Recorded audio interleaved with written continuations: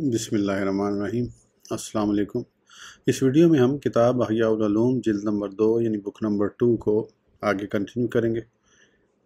उससे पहले अगर आपने सब्सक्राइब नहीं किया तो सब्सक्राइब कर लें और बेल आइकन प्रेस कर दें। तो शुरू करते हैं। नेक दोस्त मलाइका की पैरवी करता है। हज़रत सैयदना मोहम्मद बिन यूसुफ अस्फ़हानी को दस्सरा फरमाया करते थे, नेक दोस्त की मिसल कहाँ, तुम्हारे घर वाले तुम्हारे मरने के बाद तुम्हारी मीरास तकसीम करने में मशगूल होते हैं और जो तुमने पीछे छोड़ा उससे लुत्फ़ अंदोज़ होते हैं, जबकि तुम्हारा दोस्त अकेला तुम्हारे गम में मुब्तला रहता और तुम्हारे साबका आमाल और आइंदा दरपेश हालात की वजह से परेशान रहता है। वो तुम्हारे लिए रात की तारीकी में दुआ करता है, इस हाल में कि तुम मिट्टी के ढेर के नीचे यानी कब्र में होते हो। गोया नेक दोस्त मलाइका की पैरवी करता है, जैसा कि हदीस पाक में है। जब बंदा मरता है तो लोग कहते हैं कि पीछे क्या छोड़ा, और मलाइका कहते हैं कि आगे क्या भेजा। जो कुछ उसने आगे भेजा होता है मलाइका उस पर खुश होते हैं, उसके बारे में पूछते और फिक्रमंद रहते हैं। मरवी है कि जिसे अपने दोस्त की मौत की खबर पहुंचे और वो उसके लिए बख्शिश व रहमत की दुआ करे तो उसके लिए जनाजे में शिरकत करने और जनाजा पढ़ने का सवाब लिखा जाता है। दुआ मुर्दों के लिए नूर है। हुस्न अखलाक के पैकर हजूर सल्लल्लाहु ताला अलैहि वसल्लम ने इरशाद फरमाया, कब्र में मुर्दे की हालत उस डूबने वाले शख्स की तरह है जो हर चीज़ का सहारा ढूंढता है। वो अपने बेटे या वालिद या भाई या करीबी रिश्तेदार की दुआ का मुंतज़िर रहता है, और ज़िंदा लोगों की दुआएं मुर्दों की कब्रों में बसूरत नूर बड़े पहाड़ों की मिसल दाखिल होती हैं। दुआ मुर्दों के लिए तोहफ़ा होती हैं। एक बुज़ुर्ग फरमाते हैं, दुआ मुर्दों के लिए जिंदों की तरफ से तोहफ़ा होती हैं। फरिश्ता मैयत के पास आता है और उसके हाथ में नूरानी तबाक होता है जिस पर नूरानी रुमाल होता है। वो कहता है, ये तेरे लिए तेरे फ़लाँ भाई की तरफ से हदिया है, ये तेरे फ़लाँ करीबी रिश्तेदार की तरफ से हदिया है। इस हदिया की वजह से वो मुर्दा ऐसा खुश होता है जैसे ज़िंदा तोहफ़े की वजह से खुश होता है। सातवां हक वफ़ादारी और खलूस। दोस्त के साथ वफ़ादारी और खलूस से पेश आए।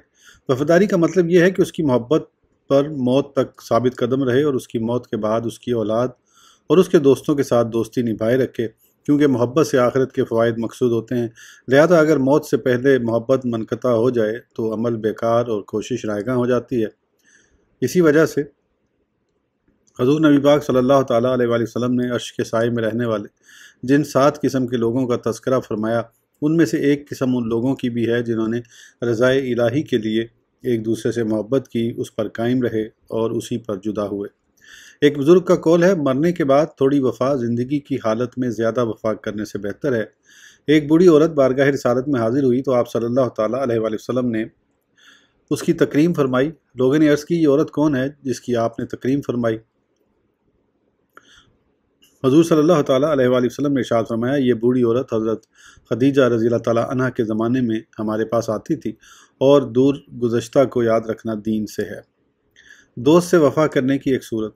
अपने दोस्त से वफ़ा करने की एक सूरत यह है कि उसके तमाम दोस्तों, रिश्तेदारों और मुताल्लिकीन का ख्याल रखा जाए, क्योंकि उनके अहवाल की रायत का असर दोस्त के दिल में उसकी अपनी रायत से ज़्यादा होता है। लिहाजा वो अपनी खबरगिरी किए जाने के मुकाबले में अपने मुतल्लिकीन की खबरगिरी किए जाने से ज़्यादा खुश होता है। मोहब्बत और शफ़क़त की क़ुव्वत और शिद्दत उसी वक़्त मालूम होती है जब वो महबूब से तजावुज़ करके उसके मुतल्लिकीन तक पहुँचे, हत्ता कि उसके घर के दरवाज़े पर बैठे कुत्ते को दूसरे कुत्तों से दिल में मुमताज़ समझे। जब दीनी अख़ुव्वत और मोहब्बत पर मुदावमत का सिलसिला मनक़ता हो जाता है तो शैतान खुश होता है, क्योंकि वो नेकी पर ताउन करने वाले 2 शख्सों से इतना हसद नहीं करता जितना हसद वो अल्लाह अज़्ज़ व जल के लिए भाईचारा कायम करने वालों से और अल्लाह अज़्ज़ व जल के लिए मोहब्बत करने वालों से करता है।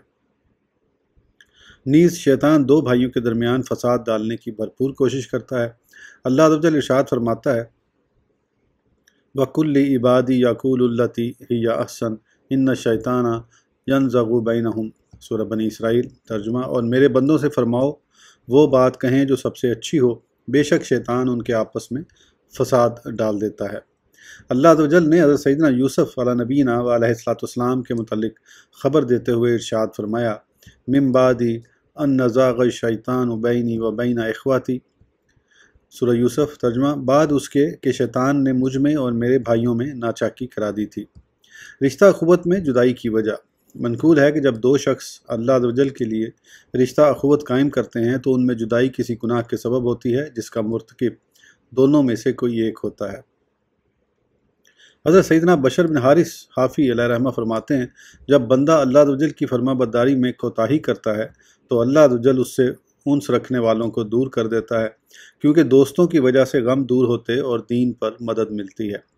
دائمی محبت۔ حضرت سیدنا عبداللہ بن مبارک رحمۃ اللہ علیہ فرماتے ہیں، سب سے لذیذ چیز دوستوں کی مجلس اور بقدر کفایت پر اکتفا کرنا ہے، اور دائمی محبت وہ ہے جو اللہ عز و جل کے لیے کی جائے، اور جو محبت کسی غرض کے لیے کی جاتی ہے وہ اس غرض کے زائل ہونے سے ختم ہو جاتی ہے۔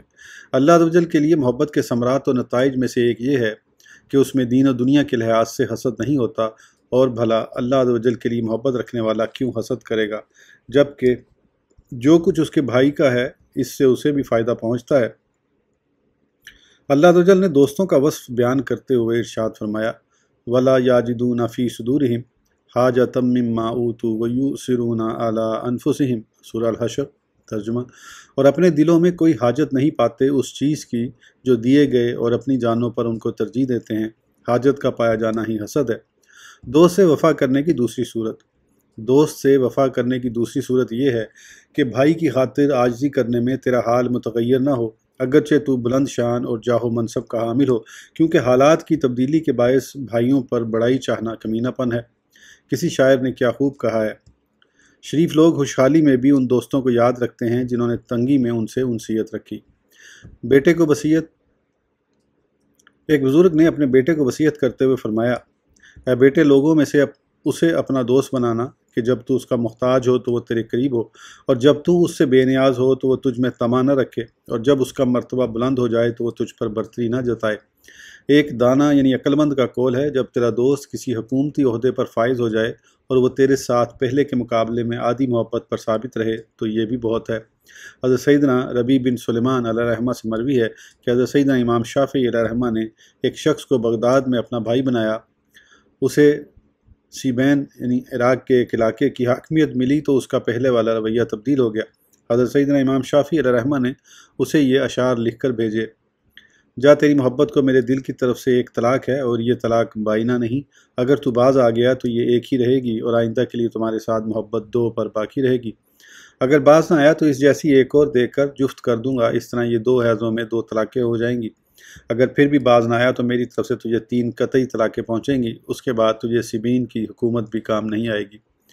جان لیجئے کسی امر دینی کی خلاف ورزی کرنے میں اپنے بھائی کی موافقت کرنا وفا نہیں ہے، بلکہ وفا اس کی مخالفت کرنے میں ہے۔ سیدنا امام شافعی علیہ رحمہ کا عقد اخوت۔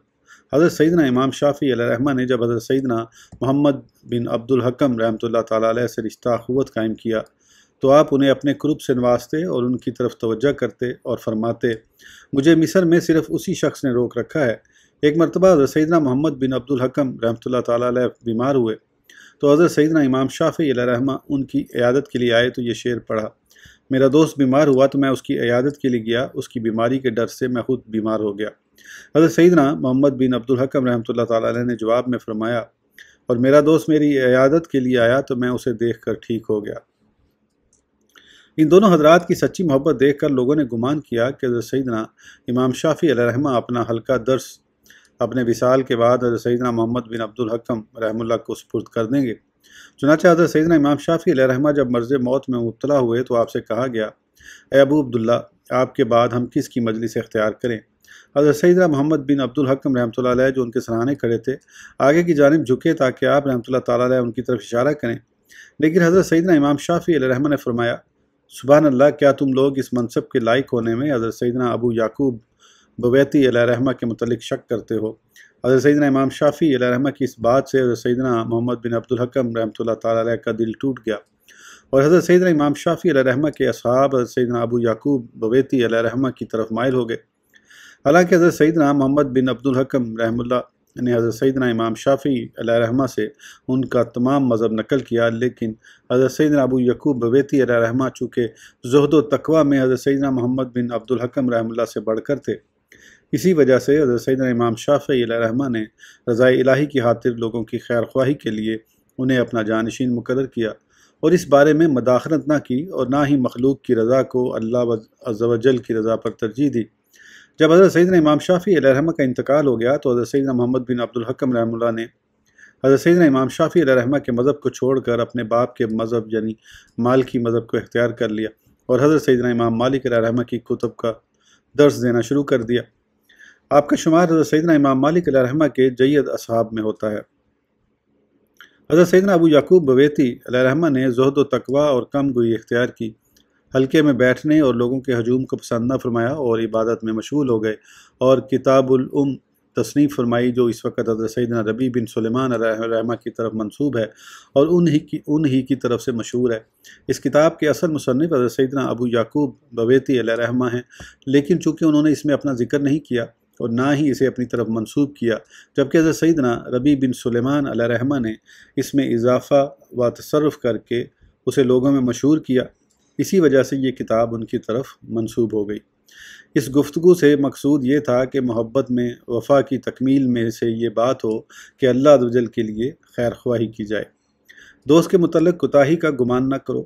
حضرت سیدنا اخنف بن قیس رحمۃ اللہ تعالیٰ علیہ نے فرمایا، بھائی چارہ ایک باریک جوہر ہے، اگر اس کی حفاظت نہیں کرو گے تو آفات اس کے در پہ ہو جائیں گی، لہٰذا غصہ پی کر اس کی حفاظت کرو، حتیٰ کہ جو تم پر ظلم کرے تم اس سے معذرت کرو اور رضا کے ساتھ اس کی حفاظت کرو۔ اپنی فضیلت نہ جانو اور نہ بھائی کے بارے میں کوتاہی کا گمان کرو۔ دوست کی جدائی پر افسوس کرو۔ دوست کے متعلق سچائی، خلوص اور مکمل وفاداری نبھانے کی علامات میں سے یہ بھی ہے کہ تو اس کی جدائی پر انتہائی جزا فضا کرنے والا ہو اور جدائی کے اسباب سے تیری طبیعت نفرت کرنے والی ہو، جیسا کہ کسی شاعر کا قول ہے، میں نے دوستوں کی جدائی کے سوا زمانے کی تمام مصیبتوں کو ہلکا پایا۔ حضرت سیدنا سفیان بن عیینہ رحمۃ اللہ تعالیٰ علیہ نے یہ شعر پڑھا اور فرمایا، میں نے کچھ لوگوں میں ایک عرصہ گزارا اور انہیں چھوڑے ہوئے اب 30 برس ہو گئے ہیں، میرے دل سے ان کی حسرت اب تک نہیں گئی۔ دوست سے وفا کرنے کی تیسری صورت یہ ہے کہ اپنے دوست کے خلاف لوگوں کی باتیں نہ سنیں، خاص طور پر ان لوگوں کی جو تہمت سے بچنے کے لیے پہلے یہ ظاہر کریں کہ وہ اس کے دوست ہیں، پھر اپنا کلام کریں اور اس کے دوست کے متعلق ایسی باتیں کریں جو دل میں کینہ پیدا کرنے والی ہوں۔ یہ فساد ڈالنے کے لیے بہت باریک سازش ہے اور جو اس سے نہیں بچتا اس کی محبت کبھی بھی قائم نہیں رہ سکتی۔ ایک شخص نے کسی دانا یعنی عقلمند سے کہا، میں آپ سے دوستی کا متمنی ہوں۔ دانا نے کہا، میری 3 شرطیں ہیں، انہیں منظور کرو گے تو تمہیں دوست بناؤں گا۔ اس شخص نے کہا، بیان کیجئے۔ دانا نے کہا، تم میرے خلاف کوئی شکایت نہیں سنو گے، کسی معاملے میں میری مخالفت نہیں کرو گے اور بے سوچے سمجھے میرے خلاف اقدام نہیں کرو گے۔ دوست سے وفا کرنے کی چوتھی صورت یہ ہے کہ تو اپنے دوست کے دشمن کے ساتھ دوستی نہ کرے۔ حضرت سیدنا امام شافعی علیہ رحمہ فرماتے ہیں، جب تیرا دوست تیرے دشمن سے دوستی کرے تو وہ بھی تیری دشمنی میں شریک ہے۔ 8واں حق آسانی اور ترک تکلف و تکلیف۔ اپنے دوست کو اس چیز پر مجبور نہ کرے جو اس پر دشوار ہو، بلکہ اس کی حاجات اور پریشانیوں کو دور کر کے اس کا دل خوش کرے اور اس کا بوجھ ہلکا کرے، اس طرح کہ اس کے بوجھ میں سے کچھ بوجھ اٹھا لے۔ لہذا دوست اگر کسی دنیاوی منصب پر فائز ہو تو اس سے مال و جاہ کی مدد نہ چاہے اور نہ یہ خواہش کرے کہ وہ میرے ساتھ عاجزانہ برتاؤ رکھے، اپنے احوال کی نگرانی کرنے اور اپنے حقوق بجا لانے کی دوست کو تکلیف نہ دے، بلکہ اس سے دوستی فقط اللہ عز و جل کی رضا کے لیے، اس کی دعا سے برکت، اس کی ملاقات سے انسیت اور اپنے دین پر اس سے استعانت یعنی مدد کے لیے ہو۔ دوست کے حقوق ادا کرنے اور اس کی مشقتیں برداشت کرنے سے مقصود صرف قرب الہی کا حصول ہو۔ دوستوں کے ساتھ کیسا برتاؤ کرنا چاہیے؟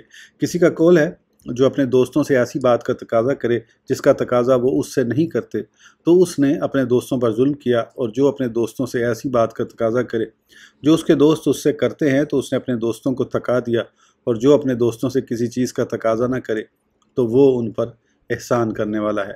ایک دانا یعنی عقلمند کا قول ہے، جس نے خود کو دوستوں کے درمیان اپنی حیثیت سے بڑھ کر جانا، وہ خود بھی گناہ گار ہوا اور دوستوں کو بھی گناہ گار کیا، اور جو اپنی حیثیت کے مطابق دوستوں کے ساتھ رہا اس نے خود بھی مشقت اٹھائی اور دوستوں کو بھی مشقت میں ڈالا، اور جس نے دوستوں کے ساتھ خود کو اپنی حیثیت سے کم رکھا وہ خود بھی سلامت رہا اور دوستوں کو بھی سلامت رکھا۔ دوست سے شرم و حیا۔ تخفیف کی تکمیل اس طرح ہوگی کہ جس بات سے تم اپنے آپ سے شرم محسوس نہ کرو اس میں دوست سے بھی نہ شرماؤ۔ سید الطائفہ حضرت سیدنا جنید بغدادی علیہ رحمہ نے فرمایا، جب 2 شخص آپس میں بھائی چارہ قائم کریں، پھر ان میں سے کوئی اپنے بھائی سے وحشت یا شرم محسوس کرے تو ان میں سے کسی ایک میں ضرور کوئی خرابی موجود ہے۔ خلیفہ چہارم امیر المومنین حضرت سیدنا علی المرتضیٰ کرم اللہ وجہہ نے فرمایا، سب سے برا دوست وہ ہے جو تیرے لیے تکلف کرے، تجھے اس کی خاطر مدارت کرنی پڑے اور خاطر مدارت میں کوئی کوتاہی کی صورت میں معذرت کرنی پڑے۔ حضرت سیدنا فضیل بن عیاض رحمہ اللہ نے فرمایا، بلا شبہ لوگوں کی قطع تعلقی تکلف کی وجہ سے ہوتی ہے۔ وہ اس طرح کہ ایک شخص اپنے بھائی کی زیارت کو جاتا ہے اور وہ اس کے لیے تکلف کرتا ہے، یوں یہ بات قطع تعلقی کا سبب بنتی ہے۔ ام المومنین حضرت سیدنا عائشہ صدیقہ رضی اللہ تعالیٰ عنہا نے فرمایا، مومن کا بھائی ہے، نہ تو وہ اسے دھوکہ دیتا ہے اور نہ ہی اس سے شرم و حیا کرتا ہے۔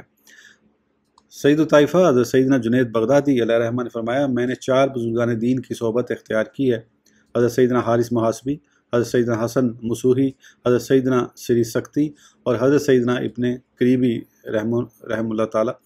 ان میں سے ہر ایک بزرگ کے ساتھ 30 افراد تھے۔ میرا تجربہ یہی رہا کہ ان میں سے جن 2 افراد کے درمیان محبت ہوئی اور وہ ایک دوسرے سے وحشیت یا شرم محسوس کرنے لگے تو اس کی وجہ یہ نکلی کہ ان میں سے کسی ایک کی دوستی مخلصانہ نہ تھی۔ کسی بزرگ سے پوچھا گیا، کس کی صحبت اختیار کی جائے؟ فرمایا، اس کی جو تم سے تکلف اور شرم و حیا کا معاملہ نہ کرے۔ حضرت سیدنا امام جعفر صادق رحمۃ اللہ تعالیٰ علیہ نے فرمایا، میرے دوستوں میں سے مجھ پر سب سے گراں وہ ہے جو میرے لیے مشقت کرتا ہے اور میں اس سے حیا کرتا ہوں، اور میرے دل پر سب سے ہلکا پھلکا وہ دوست ہے جس کے ساتھ میں ایسے رہتا ہوں جیسے تنہائی میں ہوتا ہوں۔ ایک بزرگ فرماتے ہیں، لوگوں میں سے اس کے ساتھ زندگی گزارو جس کے نزدیک تمہارا مقام نہ تو بھلائی کی وجہ سے زیادہ ہو اور نہ ہی گناہ کی وجہ سے کم، نیکی کا ثواب اور گناہ کا وبال تمہاری ہی ذات کے لیے ہو اور تم اس کے نزدیک دونوں صورتوں میں برابر رہو۔ یہ بات اس لیے فرمائی گئی کہ ایسے شخص کے ساتھ زندگی گزارنے کے سبب انسان تکلف اور شرم و حیا سے بچ جاتا ہے، ورنہ آدمی کو جب یہ معلوم ہوتا ہے کہ اس کام کی وجہ سے وہ دوست کی نظر میں گر جائے گا تو طبیعت دوست سے حیا کرنے پر ابھارنے لگتی ہے۔ کسی کا قول ہے کہ دنیا داروں کے ساتھ ادب سے رہو اور آخرت کے طلبگاروں کے ساتھ علم سے رہو اور عارفین کے ساتھ جیسے چاہو رہو۔ ایک بزرگ فرماتے ہیں، دوستی اس سے کرو کہ جب تم گناہ کرو تو توبہ وہ کرے، اور جب تم اسے تکلیف پہنچاؤ تو وہ تم سے معذرت کرے اور تمہارا بوجھ وہ اٹھائے اور اپنا بوجھ اٹھانے کے لیے تمہیں تکلیف نہ دے۔ اس مذکورہ قول نے لوگوں پر بھائی چارے کا راستہ تنگ کر دیا ہے، جبکہ حقیقت میں معاملہ اس طرح نہیں ہے۔ لہٰذا انسان ہر دیندار عقل مند شخص سے بھائی چارہ قائم کرے اور وہ خود ان شرائط کو پورا کرنے کی نیت کرے اور غیر کو ان شرائط کا مکلف نہ بنائے تاکہ اس کے دوستوں کی کثرت ہو۔ اللہ عز و جل کے لیے یوں دوستی ہوگی، ورنہ محض اپنے فائدے کے لیے ہوگی۔ اس ویڈیو کے لیے اتنا ہی، پھر انشاءاللہ اگلی ویڈیو میں آگے کنٹینیو کریں گے۔ اس وقت تک کے لیے اجازت دیجیے، سبسکرائب کرنا نہ بھولیں۔ اللہ حافظ۔